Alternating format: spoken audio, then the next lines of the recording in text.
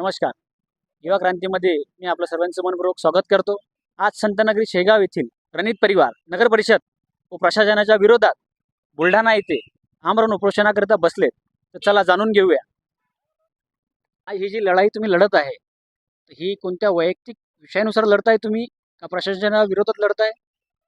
ही लढाई जी आहे माझी, हे आमच्या परिवाराच्या जीवनाचा एक प्रश्न आहे, जीवना-मरणाचा प्रश्न आहे.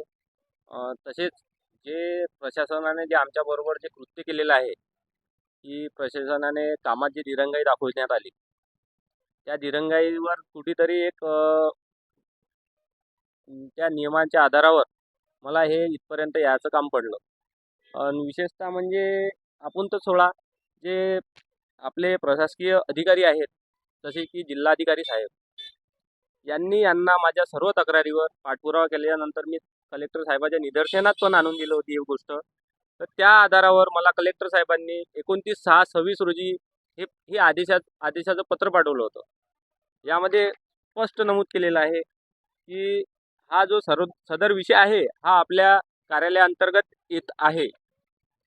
त्या अनुषंगाने नियमानुसार योग्य ती उचित कारवाई करून अर्ज निकाली काढावं, त्याचे अर्जाचे छायांकित प्रती संलग्न करून हे पाठवण्यात याव्या. हे असं न होता शेगाव नगरपालिकेने या सदर कर्मचाऱ्यांनी या आदेशाचे पालन न करता कलेक्टर साहेबांच्या कुठल्याच प्रकारची आजवर कारवाई केलेली नाही आणि त्यांच्या या आदेशाला त्यांनी जुमानले नाही. कुठल्याच प्रकारचं त्यांनी या आदेशाचे पालन केले नाही. जर का अशा नगरपालिकेने जर का जिल्हाधिकारी साहेबांच्या आदेशाला जर पालन नाही केले, सर्वसामान्य नागरिकांचा काय न्याय देतील हे नगरपालिका?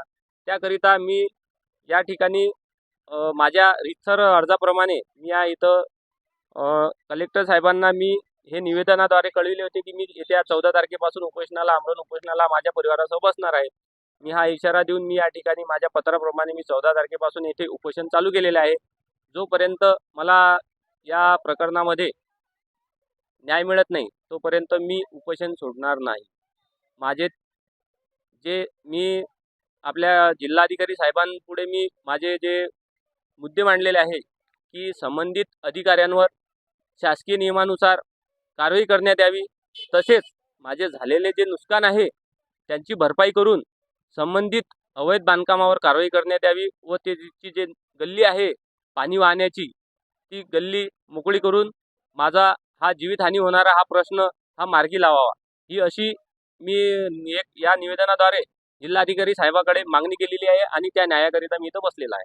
तुमच्या ह्या उपोषणाला प्रशासकीय व राजकीय कोणता दबाव आहे का?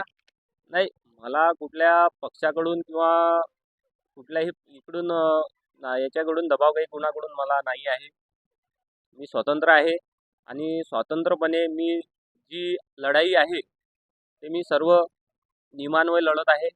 जर का अधिकारी जे आहेत असे बसलेले या नगरपालिकेमध्ये, जे की नागरिकांच्या तक्रारवर निवारण करत नाही व नागरिकांना नाहरकत त्रास देण्याचं काम करत आहेत, अधिकारी आहेत मेन, जर त्यांच्या आदेशाला पण हे असे मानत नसतील, तर अशा भ्रष्ट व अशा न जुमानणाऱ्या अधिकाऱ्यावर कारवाई नेमकी झालीच पाहिजे, ही तर मागणी आहेच. कारण की ही सबक जोपर्यंत अशा अधिकाऱ्यांना मिळत नाही, तोपर्यंत हे अधिकारी सुधरत नाही. जिल्हाधिकारी साहेबांचं पत्र किती तारखेला मिळालं होतं नगर परिषदला? जिल्हाधिकारी साहेबांनी मला कळविण्यात आलेलं आहे की 29/6/2026 ला. जवळपास किती दिवसाचा कालावधी ओलांडला? जवळपास 1 ते 1.5 महिन्याचा कालावधी उलटून गेलेला आहे. पण यामध्ये पत्रामध्ये असे कलेक्टर साहेबांनी असे नमूद केले आहे की यांचा जो विषय आहे, हा तुम्ही लवकरात लवकर निकाली काढण्यात यावा. संबंधित अधिकाऱ्यावरती कारवाई व्हावी. झाली पाहिजे. जर कलेक्टर साहेबाचा आदेशच मानत नसतील, तर सर्वसामान्य नागरिकांचे काय विचार करत असतील हे अधिकारी? त्यांच्यावर कारवाई होणे अपेक्षित आहे.